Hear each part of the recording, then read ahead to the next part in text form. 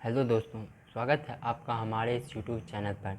दोस्तों, आज हम द सेल्फिश जायंट का क्वेश्चंस एंड आंसर्स करेंगे। First question, why is the giant called selfish? Giant को स्वार्थी क्यों कहा जाता है? आंसर, दानव को स्वार्थी इसलिए कहा जाता था क्योंकि वह अपने बगीचे को केवल अपने लिए आरक्षित रखना चाहता था। उसने वहां बाहरी लोगों के प्रवेश पर रोक लगा दी थी। Second question, on one occasion the children said, how happy we are here. Later they said, how happy we were there. What are they referring to in both the cases? हम यहाँ कितने खुश हैं। बाद में उन्होंने कहा, हम वहाँ कितने खुश थे। वे दोनों मामलों में वे क्या कह रहे हैं? आंसर, दोनों ही मामलों में वे जायंट के गार्डन की बात कर रहे थे। Third question, when spring came it was still winter in the garden. What does winter stand for और इंडिकेट हियर? जब वसंत आया तब भी बगीचे में सर्दी थी। सर्दी यहाँ क्या दर्शाती या संकेत करती है?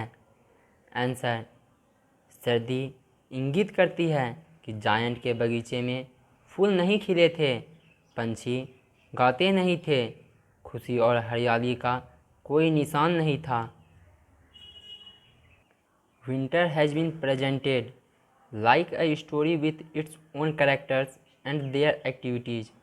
Describe the story in your own words. शीत ऋतु को एक कहानी के रूप में प्रस्तुत किया गया है जिसके अपने पात्र और उनकी गतिविधियां हैं। कहानी का वर्णन अपने शब्दों में करें। आंसर, शीत ऋतु को विनाशक के रूप में चित्रित किया गया है। इसके अपने पात्र हैं। हिम तथा तुषार सबसे प्रमुख कारक हैं। पेड़ों को सफ़ेद लबादे से ढक दिया गया है। पेड़ बेजान लगते हैं। उत्तरी हवा वहाँ अस्थायी रूप से रहने के लिए आई है। ओले छत पर बस जाते हैं। Fourth question, was the giant happy और sad over the state of the garden? बगीचे की स्थिति पर जायंट खुश था या दुखी था? आंसर, बगीचे की स्थिति पर जायंट दुखी था। Fifth question, what effect did the Lynette song have over hello and the north wind?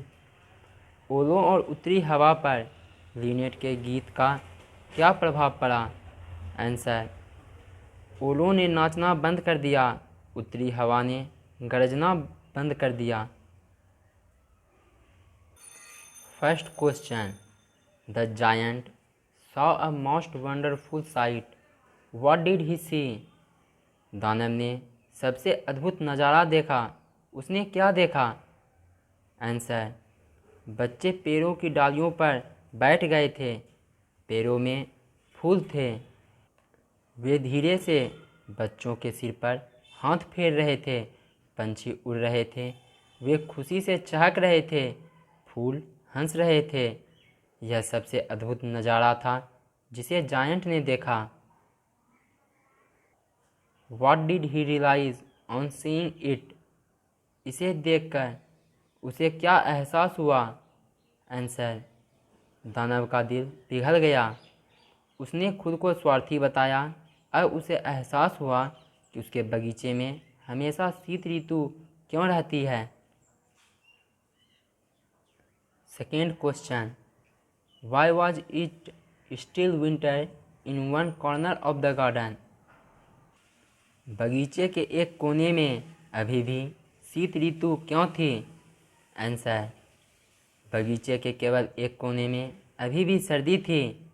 कारण यह था कि एक छोटा लड़का दूसरे लड़कों की तरह पेड़ पर नहीं चढ़ पा रहा था। वह रोते हुए एक पेड़ के नीचे खड़ा हो गया था।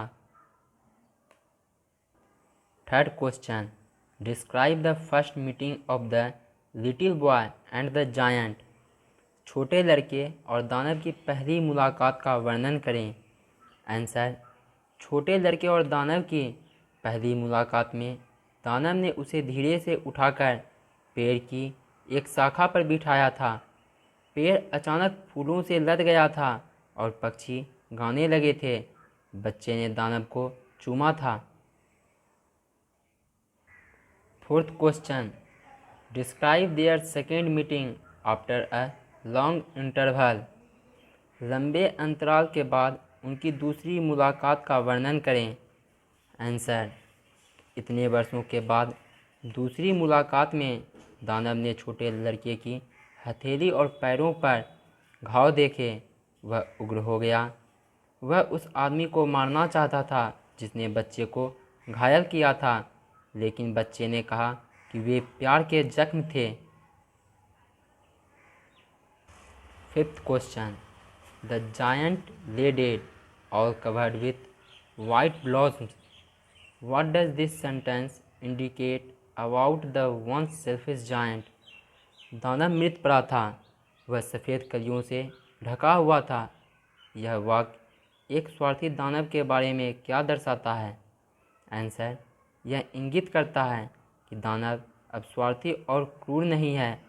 उन्हें स्वयं प्रभु मसीह का आशीर्वाद प्राप्त हुआ है, इसलिए वह सफ़ेद कलियों से ढका हुआ है। सफ़ेद रंग शांति का प्रतीक है।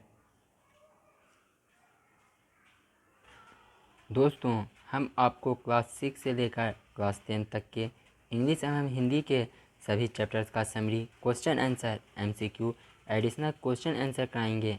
आप दूसरे चैप्टर्स का भी समरी चैनल के प्लेलिस्ट में जाकर देख सकते हैं। अगर आप चैनल पर नए हैं तो चैनल को सब्सक्राइब करें और वीडियो कैसी लगी कमेंट बॉक्स में ज़रूर लिखें।